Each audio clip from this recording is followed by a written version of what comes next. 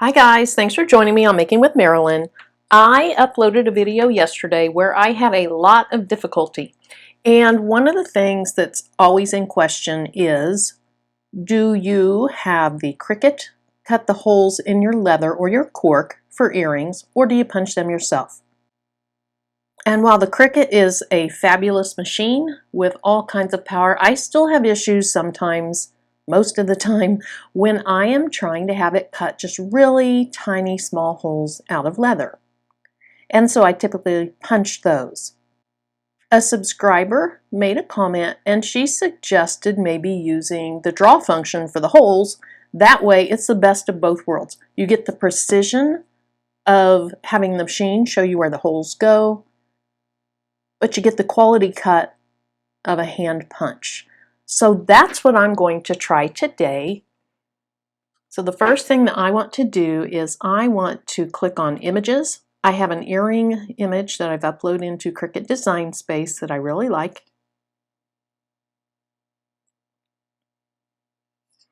Go over to Filter, click on Uploaded, and it's right here. And I love this shape because of the rounded top on the earring. I want my earrings to be, I'm going to go with 2.25 inches for these. And I'm going to keep the width that they are. I like that for this earring. These are going to be some white cork earrings. So I'm going to go ahead and turn it white. And then to put the hole into it, for the draw function, you click on Shapes, click on Circle. Now my hole punch is 5/64 inches, which is close to 0.08 inches. I want the circle that I draw to be smaller than that. And then I just know to put my hole punch, kind of center it on that circle. So I'm going to go with 0.06.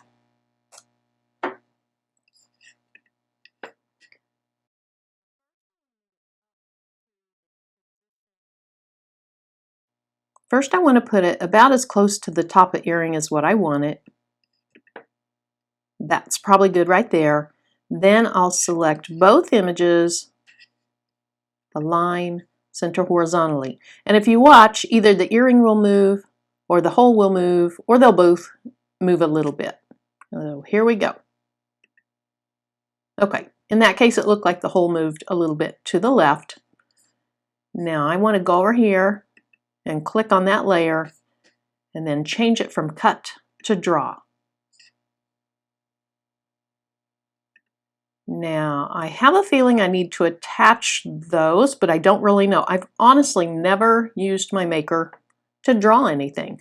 I've used the foil quill in it, but I've never used it.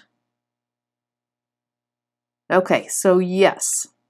So just like if it were cutting a hole, you need to attach those two layers so that when it sends it to the maker, it will be just like this. Let me look at that. Okay, much better. So if this works successfully, it's going to cut the outside of my cork and it's going to draw the little hole. I don't know which it'll do first because, like I said, I've never used my Cricut to draw before. Before we move on, I need to duplicate this so that I have a second earring. I'll click Make It. I want to move these down just a little bit so that I can put some tape around them.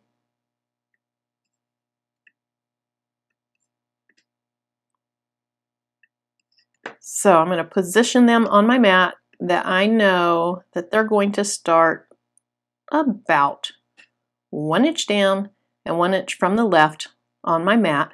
That helps me know where to position my cork. And then I like to have a little bit of space in between the cuts.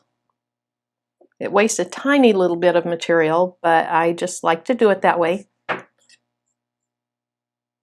I'll click Continue.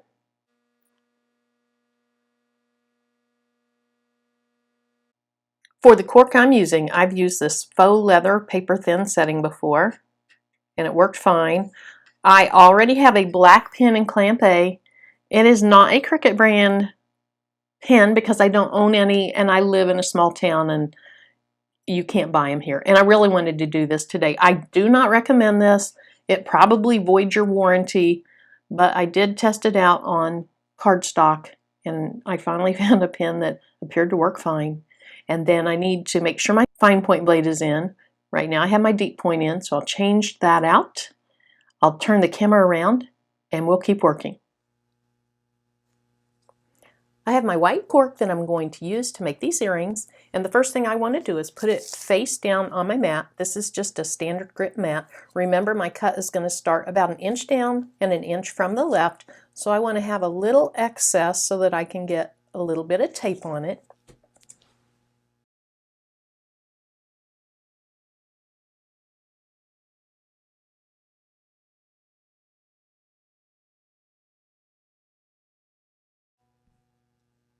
The earrings that I cut before with this, the top was white and the bottom was denim, and I have a video on that if you're interested in watching that. Let me get my machine moved over so you can see what's going on here. I need to change out my blade. I have the deep point blade in right now, and I need to change that to my fine point blade, so I make sure it's clean.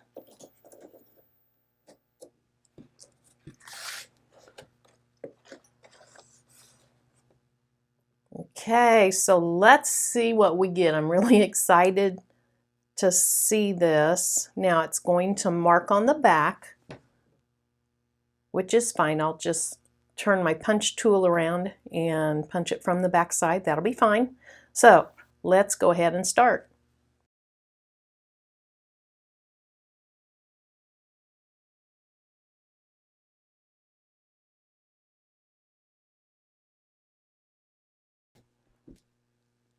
Okay, let's go ahead and unload this. I am very happy because I can see that it marked the holes.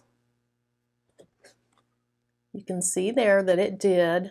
Now one thing, I might need to calibrate my machine because it truly looks like they're just slightly off-centered a little bit that way. But I can take that into consideration when I use my hole punch.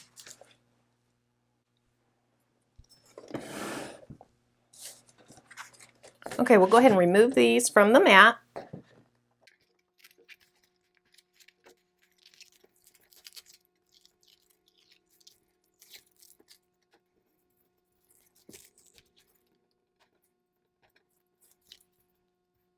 One thing that I usually do to protect my mat when I'm cutting leather and sometimes when I'm cutting cork is put some contact paper underneath, but it looks like this isn't going to have made a mess on my mat at all. Let's peel those off. And that cut is perfect. Look at that. The maker cuts cork very, very nicely. If you have cork that has kind of a fabricy background, then I would suggest using a stiffener for the back of it. It makes it where the fuzzies don't show so much.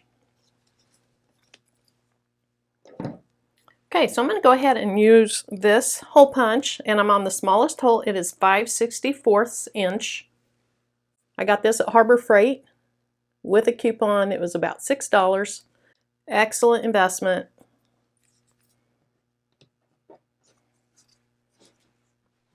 Okay, so I can see where my hole is. I'm going to place my hole punch down on it. Since the hole is slightly off-centered that way, and my punch is actually a little bit bigger than the hole, I'm going to set my hole punch down on the left side of the hole, and that way when it's, because my punch is bigger, it should punch a little bit more out over here. We'll see what happens.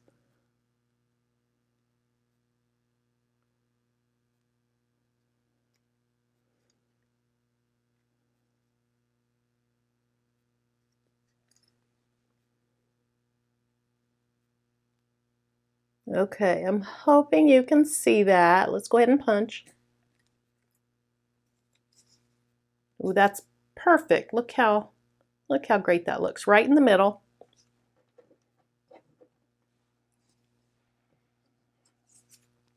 I have ink, ink on my hands.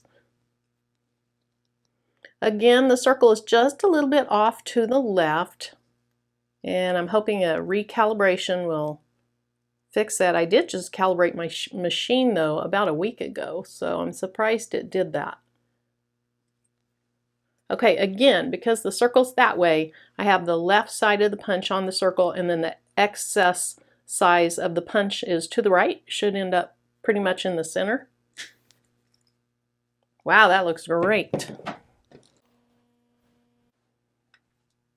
Now in these cork earrings, and most cork earrings, there is a secondary color, and these it's just a nice light brown color.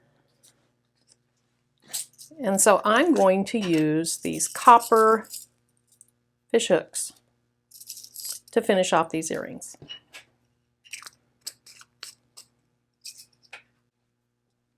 When I'm adding jump rings to earrings, I like to use a little jump ring tool, but when I'm just adding the hook directly on, I find it easier just to use a little needle nose pliers and hold it with my hand. So let me pull this up here so you can see it. On a fish hook, the wire comes down through this little spring looking thing through the ball, and then it goes one direction or the other. And on these it goes back and then it stops right there. So we're going to twist this part open. We're not going to pull it open. We're going to twist it, add our earring, and then close it back up. So I'm just going to grab the side where the opening is, hold on to the earring, and twist. And these copper ones are really soft. They twist nicely. Place the earring over it. Grab the loop again, move the little ball thing out of the way, and just twist it back. So let's see if the hole was close enough to the top. Yes, I think so. That's pretty close. Okay, the ball was what was hitting it. Okay, that works fine. If the hole wasn't close enough to the top, there, yeah, that freely moves. If the hole wasn't close enough to the top, you'd have to use a little jump ring, but in this case it works fine.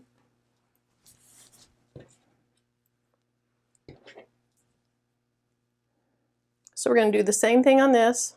Hold the side that opens, twist it,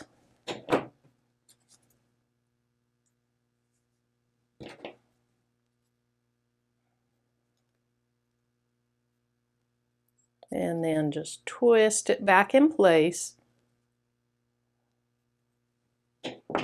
And it may be, there we go. Okay, again, I can get it over the top, so I don't need a jump ring. It's a little bit tight, but it freely goes over the top, so I'm not going to add jump rings. I like them much better when they just can go directly on a fish hook, because there's a lot less twisting of them when you're wearing them. They stay forward much better.